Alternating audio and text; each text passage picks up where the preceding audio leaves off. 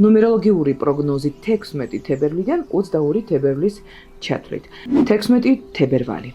ძალიან საინტერესო დღე, იმიტომ რომ ამ პერიოდში ჭარბობენ საკმაოდ აქტიური ენერგიები.